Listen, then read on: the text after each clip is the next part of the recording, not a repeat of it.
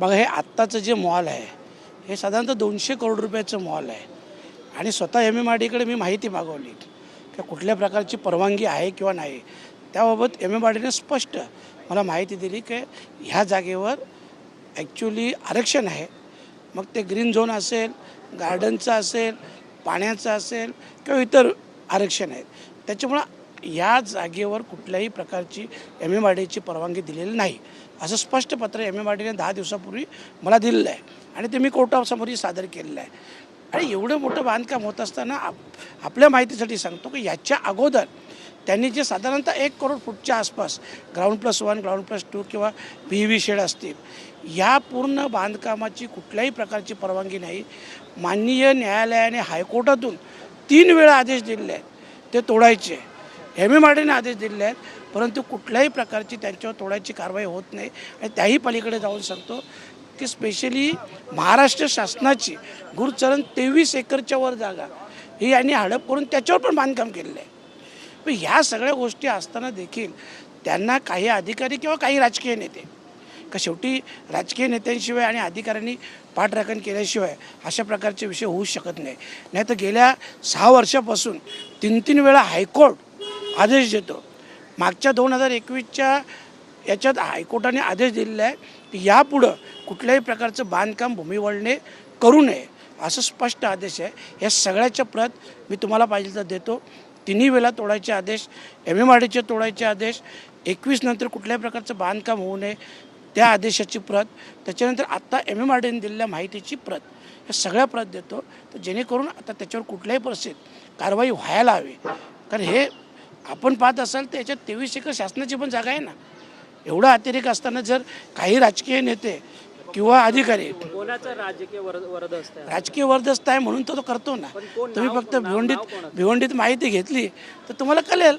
आजी माझे आमदार खासदार हेच आहेत त्यांना पाठीराखे आणि त्याच्या जेव्हा तो काम करतो असं प्रकारचं. सर्वोच्च न्यायालयाने आदेश देऊन देखील जर अनधिकृत बांधकाम पाडलं जात नसेल तर नक्कीच कोणत्या मोठ्या राजकीय पुढाऱ्याचा व्यक्तीचा त्याला वरदस्त असणार. कोणाचं तुम्ही देखील माहिती घेतली असेल, कोणाचं नाव? नाही, हे मी तुम्हाला बोललो ना, आजी माझी खासदारांचं आहे, खासदार आमदार यांचं त्याला वरदस्त आहे. आणि हे सगळे प्रत ज्या हायकोर्टाच्या तिन्ही प्रत तुम्हाला मी देईन.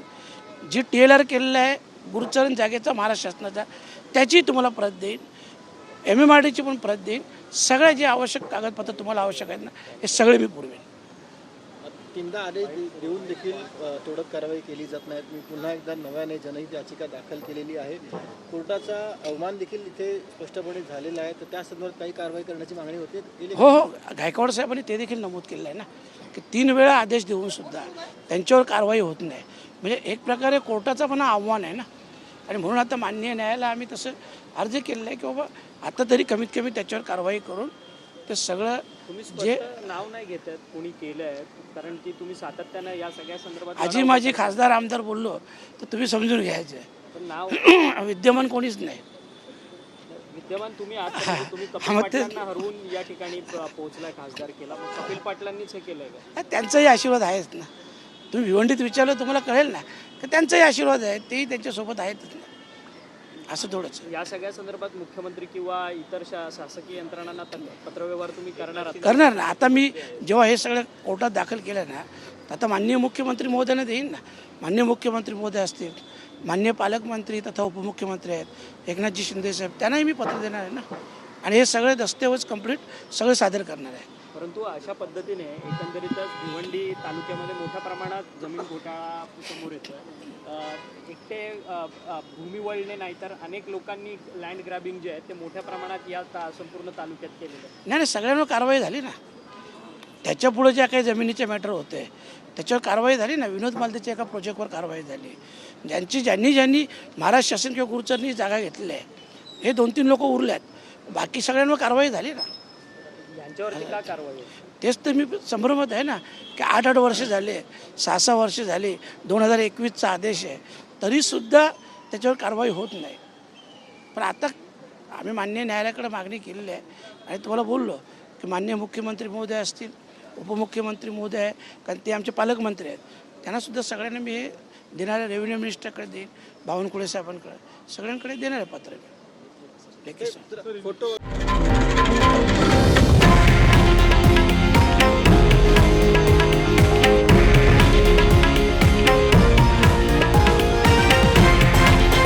हे आहे देशातील नंबर 1 न्यूज नेटवर्क आणि आपण पाहत आहात TV9 मराठी, एकमेव.